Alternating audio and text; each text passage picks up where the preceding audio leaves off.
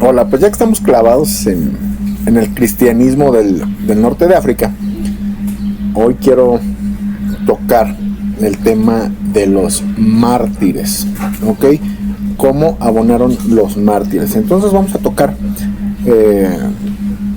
tópicos precisamente sobre el martirio de los cristianos en el norte de África, las persecuciones por parte de los emperadores como Decio, como Diocleciano.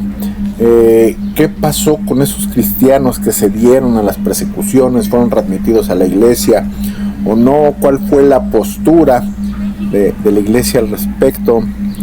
¿Qué pasa con estas disputas? ¿Cómo se resuelven? Las posturas más intolerantes, las posturas más tolerantes, el tema de los debates donatistas, en fin, toda esta época fascinante y toda la implicación que tuvo en el cristianismo el tema del martirio de los cristianos de los primeros siglos, porque esta etapa tan olvidada de la historia del cristianismo debemos retomarla. Entonces, pues empecemos con nuestra presentación sobre los mártires cristianos del norte de África. Vamos pues entrando en materia. Aquí hemos estado hablando del cristianismo en el norte de África, pero vamos a enfocarnos en la parte del martirio y persecución en el Imperio Romano, que la parte que más sufrió fue precisamente el norte de África. Es un lapso que va del siglo II al IV, y una vez más no lo podemos separar de estas potentes mentes como Tertuliano, Cipriano y San Agustín. Bueno, corrijo, San Cipriano, ¿ok? Y San Agustín. Aquí podemos ver ruinas de esa África romana en aquellos tiempos, y aquí un mosaico que está en unas construcciones cristianas de la época, que como podemos ver están llenas de peces, porque los peces simbolizaban a los cristianos primitivos. Ok, bueno, pues vamos empezando. ¿Qué pasa? Vamos a retomar un poquito a Tertuliano. En el año 200 más o menos, que es la época de la conversión de Tertuliano, había en todo el Imperio Romano alrededor de 200,000 cristianos, que era el 0.5% de la población. Ok, todavía no es significativo, pero ya 200,000 en el gran total, pues empieza en números absolutos a ser representativo, aunque tal vez no proporcionalmente, pero ya hay una gran expansión en este sentido. Hacia el año 220, Tertuliano defiende que hay que aferrarse a la fe cristiana en una sociedad pagana, y pues nos dice que esta fe tiene que ser exclusiva, porque Dios es un Dios celoso y no admite el culto de otros dioses. O sea, no es como con los paganos, ¿no? Que los romanos pueden adorar dioses egipcios, dioses fenicios, dioses griegos, y no hay ningún problema, los pueden ir incorporando a su panteón. En este caso el cristianismo no. El cristianismo no permite la adoración de dioses distintos, ¿ok? Y entonces, pues bueno, esto empieza a traerles conflictos con la sociedad pagana romana, y empieza a haber persecuciones limitadas y locales. El cristiano lleva su vida pues de una manera relativamente libre. Hay algunas persecuciones como como la que ocurrió en el caso de Orígenes, pero bueno, no era una situación generalizada. Y esta actitud, ¿a qué orilla a los cristianos? Pues a negarse a cultos cívicos, porque en estos cultos cívicos, que eran parte de la vida del imperio, pues había que rendirle honor al emperador y a los dioses romanos. Entonces se empieza a formar esta base intelectual de resistencia cristiana en Cartago. Y por ejemplo, los romanos con los judíos habían desarrollado una tolerancia a que los judíos no adorasen al emperador o no participaran en los cultos cívicos. ¿Pero por qué? Porque los judíos ya tenían antigüedad. Entonces, en ese sentido, los romanos apreciaban esa parte de antigüedad en sus creencias, y en este caso los cristianos pues eran nuevos, y eran un culto relativamente novedoso, y ya había surgido cuando Roma ya dominaba la parte del imperio donde surgió. ¿Ok? Eso es una parte importante para entender por qué no hubo tolerancia a los cristianos, pero sí a los judíos. ¿Ok? Pues bueno, estamos aquí pues en un momento de franco crecimiento. Hacia el año 250 ya en el imperio había 1 millón de cristianos. En tan solo 50 años se multiplicó por 5 la población de cristianos. Entonces esto nos hablaba de un auge en la doctrina cristiana. Y en este momento el emperador Decio empieza a desatar una persecución con todo vigor. El imperio estaba viviendo situaciones complicadas, estaba envuelto en demasiadas guerras, tenía muchos frentes abiertos y una guerra intestina. Ellos veían el riesgo de una guerra civil por parte de los cristianos. Entonces pues se decidió que se debía terminar con este culto.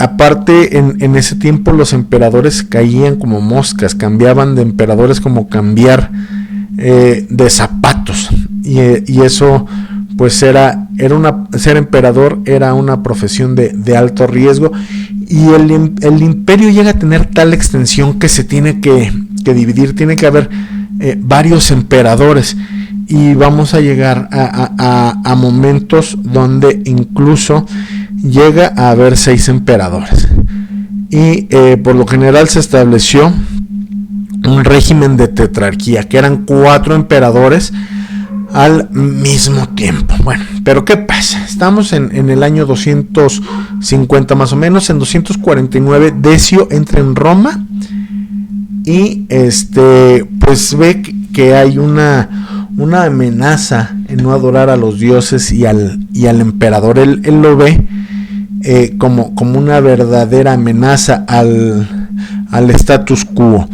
Entonces él empieza a perseguir a los cristianos. Ve en eso una amenaza, porque ellos se niegan a hacerlo.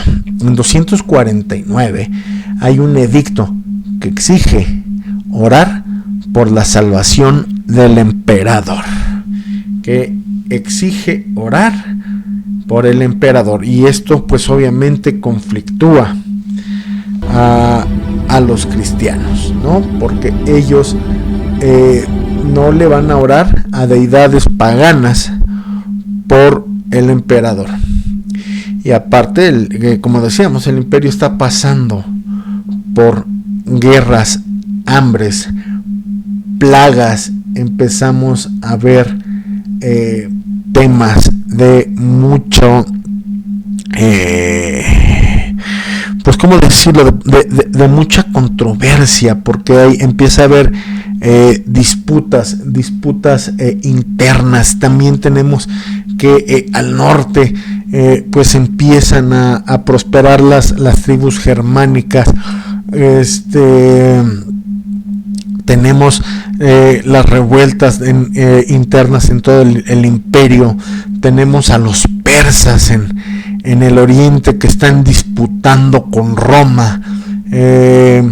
Pues todo lo que hoy conocemos como Medio Oriente, todo el Levante. Entonces pues hay demasiados frentes abiertos, y el cristianismo es visto como una verdadera amenaza en este momento. Pues bueno, Cipriano y la persecución de Decio. Ok, pues en este contexto, al mismo tiempo que Decio está siendo nombrado emperador, en la ciudad de Cartago los cristianos nombran como obispo a un hombre llamado Cipriano, que era de origen, pues era culto, era estudiado, ok, y se adhiere completamente al cristianismo.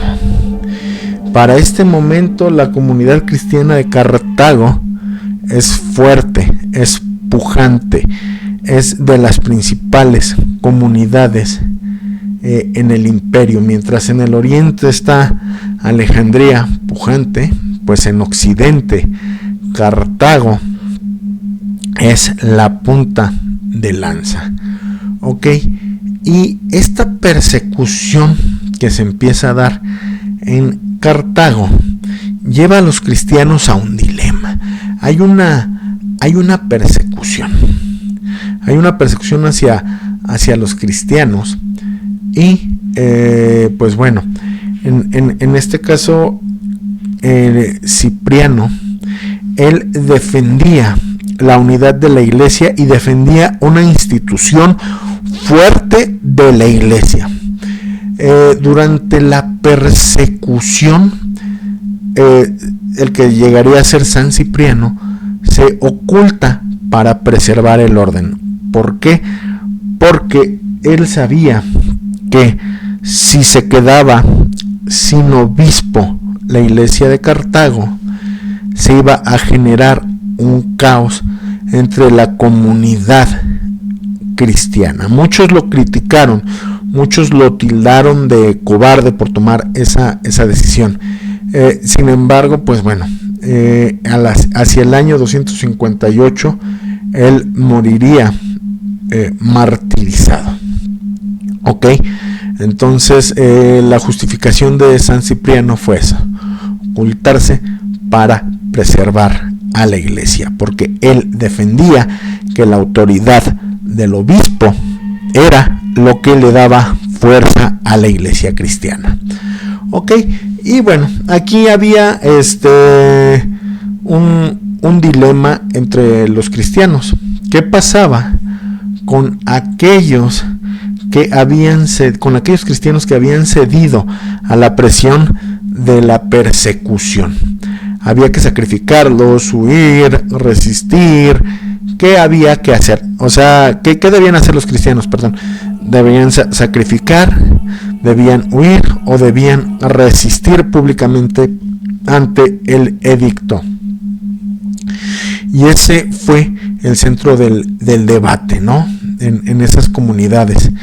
Y aquí llegamos a un punto donde se llega a decir que solo el obispo puede llegar a reconciliar a los lapsi. ¿Quiénes son los lapsi? Aquellos que sí sacrificaron a los ídolos, aquellos que sí adoraron al emperador, pero que cuando amainaban las persecuciones pedían su reincorporación a la iglesia. Finalmente, en los concilios africanos se llegó a tener debates sobre esto, y había posturas muy rígidas y posturas más compasivas. más compasivas. ¿Qué debía pasar con esos cristianos? Ok, los admitimos de regreso. Había quien decía que no regresen a la iglesia. Había otros que decían, sí, que regresen a la iglesia, sí, pero si regresan a la iglesia tienen que ser bautizados de nuevo. Y empieza toda esta polémica, y es lo que está ocurriendo. Finalmente, San Cipriano es martirizado en el año 258. Pues, ¿qué pasa? En septiembre del año 258 lo arrestan y ejecutan en Cartago. ¿Cómo es ejecutado San Cipriano? Es decapitado y descuartizado por negarse a someterse. Lo parten en pedacitos, ¿ok? Y es una manera de escarmentarlo. Es una manera de escarmentarlo para que los cristianos se llenen de miedo y le prometan su fidelidad al emperador. Ok, pero con esto lo único que se provocó fue que los cristianos fueran más duros de someter. Fueron un duro hueso, un duro hueso de roer. Entonces las persecuciones estaban logrando el efecto contrario en Roma. Y además el cristianismo era una religión de esperanza, una religión que daba a sus adeptos la esperanza, donde todos eran iguales a los ojos de Dios, donde el esclavo y los miembros de las élites podían ser cristianos y eran iguales.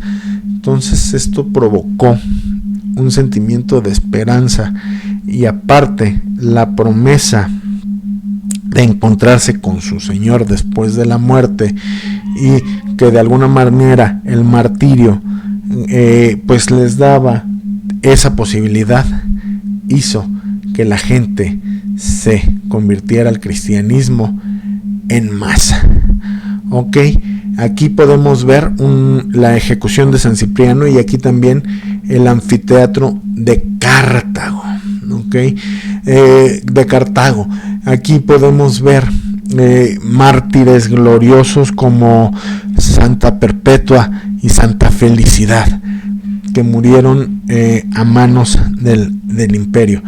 Y esto es un testimonio de martirio. Esto nos lleva a plantearnos que la sangre de los mártires abonó a la fe de los cristianos, y si en algún lado se dio esto, fue precisamente en el norte de África. Y siguió pasando, hubo pues muchos ciclos de persecución a los cristianos. Hubo momentos de calma y hubo momentos de suma angustia para la comunidad cristiana. Digamos que el momento más álgido de la persecución pues empieza con el célebre emperador Diocleciano. Estas son las épocas más crueles y de las que existen mayores testimonios historiográficos, y incluso se le llama la Gran Persecución. Esta época del emperador Diocleciano fue muy oscura para los cristianos en el norte de África. Simplemente hubo destrucciones de iglesias y se tenían que entregar los textos, las escrituras que usaban los cristianos en sus liturgias. Además, podemos ver que esta persecución fue mucho más eficaz en Oriente y en África que en la parte europea del imperio romano. Y entonces pero por su parte el imperio estaba pasando por muchas crisis. Hubo reformas a la tetrarquía y hubo una centralización. En esto vamos a ver que hay un joven emperador de esta tetrarquía que empezaría a ser más estratégico, más inteligente.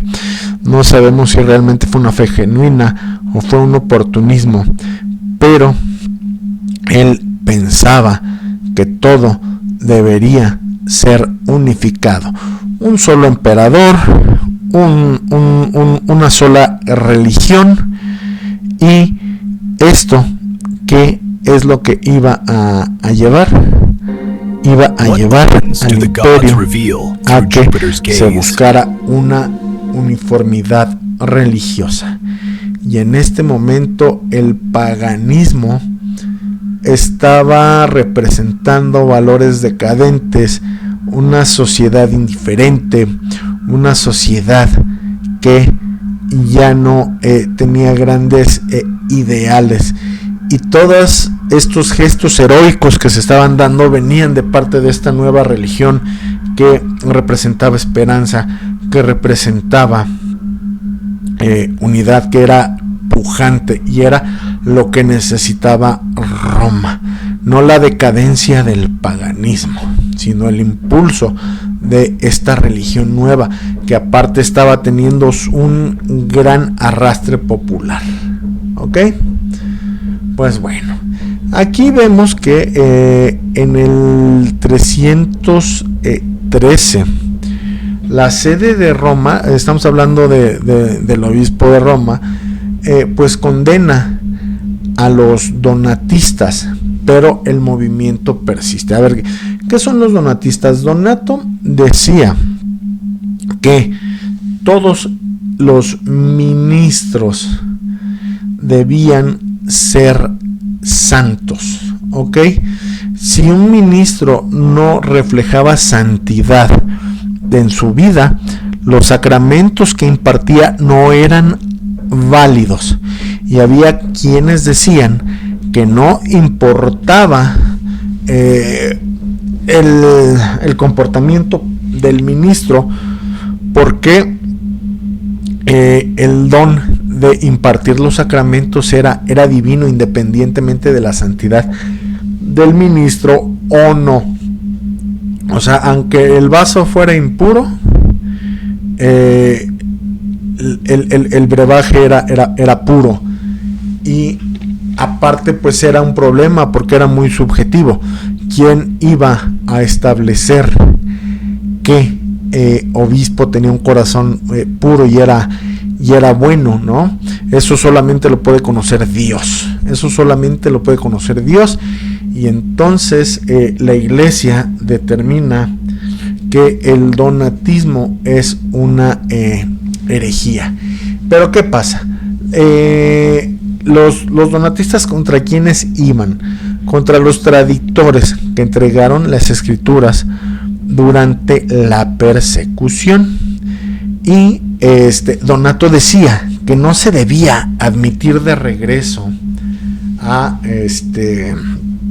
aquellos que hubieran colaborado, y las secciones más permisivas decían que si se necesitaba una readmisión, debía ser con un nuevo bautismo. Y entonces los donatistas decían que la iglesia oficial, al dar este perdón, estaba siendo demasiado laxa, demasiado permisiva, demasiado acomodaticia, que estaban siendo unos alcahuetes, ¿ok? Y entonces esto fue una crisis tan grande en el cristianismo africano, en el cristianismo occidental, como lo fue el arrianismo en Oriente, ¿ok?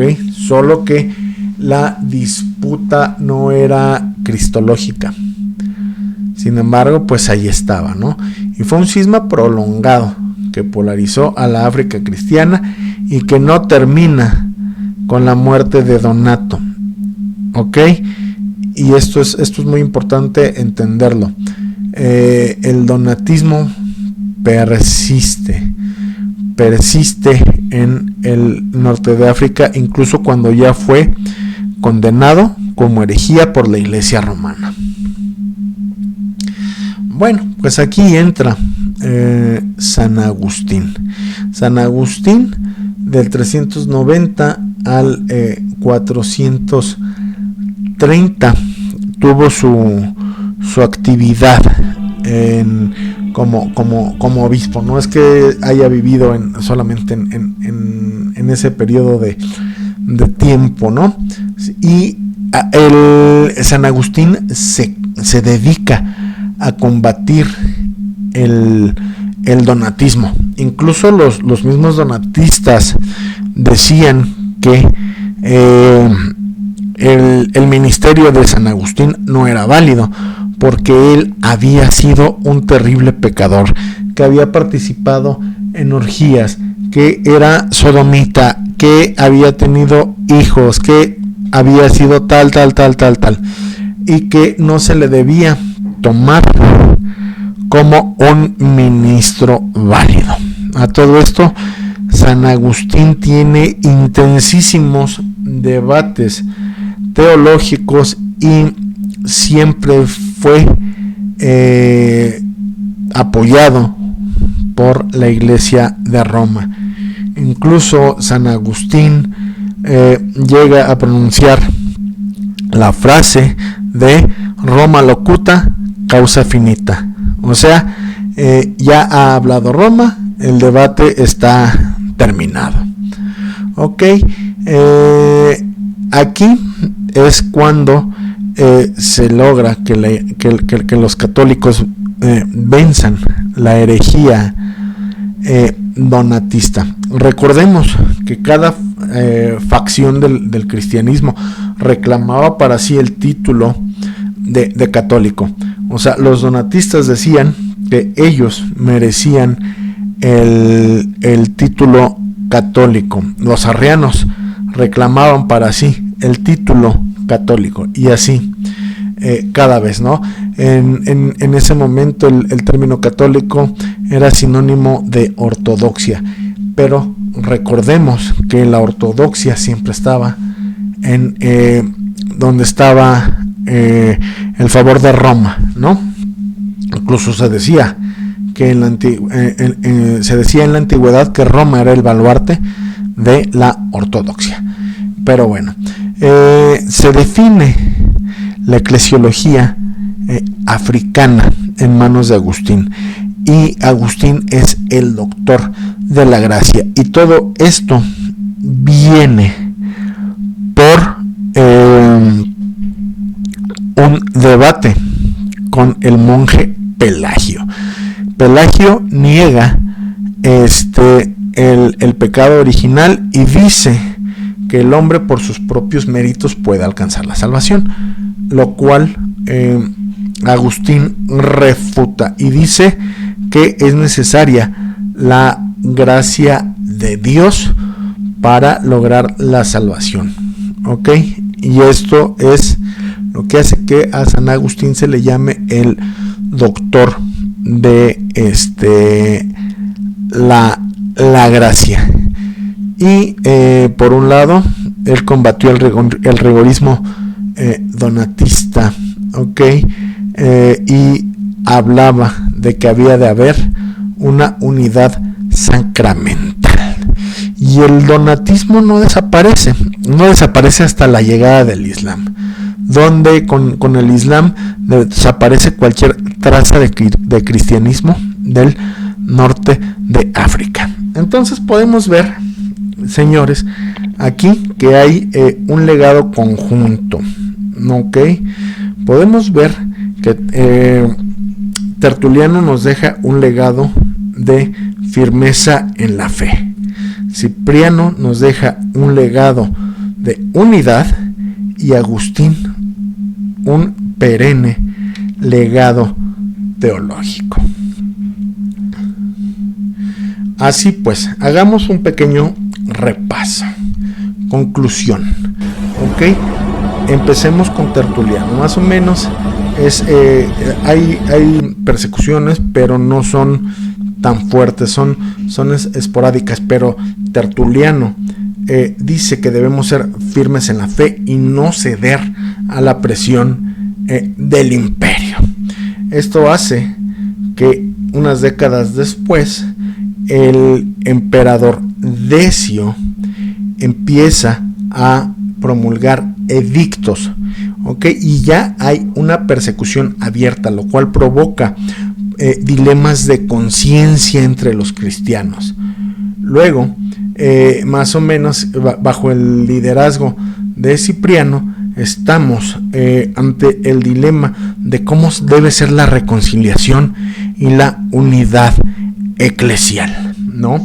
Ese es el gran debate que hay durante el liderazgo de San Cipriano. Y pues bueno, debido a todo esto, a partir del 303 empieza la gran persecución. La gran persecución, esto provoca las fracturas internas y el tema de los traditores, que son aquellos que cedieron a las presiones imperiales, que practicaron idolatría, que entregaron las escrituras. Y pues bueno, podemos ver que ya entraditos en el 313 hasta el siglo V, pues surge el gran debate donatista. Como podemos ver, pues cronológicamente Donato y San Agustín no coincidieron, pero las ideas de Donato persistieron durante siglos, ¿ok? Y algo que es muy importante tocar, pues es que mientras persiste este fuerte componente donatista, antes de la invasión musulmana, los vándalos del norte, en época de Agustín, invaden el norte de África, pero recordemos que ellos eran arrianos y los arrianos no creen en la divinidad de Cristo. Entonces, en el norte de África hay esta tendencia arriana por los vándalos, donatista, que es, por decirlo así, una herejía endémica. Y cuando llegan los musulmanes, caldo de cultivo, pues hace que sea fácil que estos donatistas y estos arrianos se conviertan sin mucho problema al Islam, ¿ok? Y pues básicamente es esto. O sea, lo que quiero es que entendamos cómo este martirio de los cristianos abonó muchísimo a la fe, que logró el efecto contrario, que en lugar de que los cristianos se replegaran, logró que se expandieran más y más cada vez. Como la sangre de los mártires multiplicó el número de cristianos, como estos testimonios de fe cambiaron la historia de la iglesia para siempre.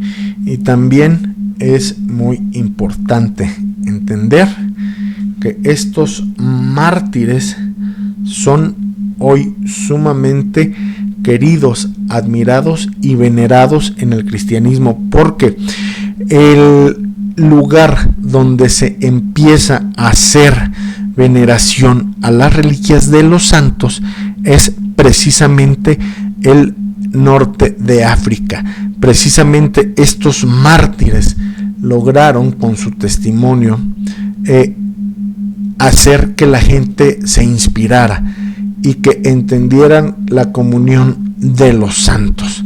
Entonces se perfila también en el norte de África mucho el culto que surgiría en el cristianismo hacia los santos como intercesores, ¿ok? Que serían una especie de intercesores entre Jesús y los hombres. Pero bueno, esos son temas que iremos viendo, pero bueno, es importante hacer notar que esto ocurre precisamente en el norte de África. Pues bueno, espero que esta exposición les sea de interés, que les sea útil. Si les gusta, por favor, déjenos un likecito, déjenos un me gusta, compártanlo. Y pues bueno, nos vemos en una próxima emisión y que Dios los bendiga.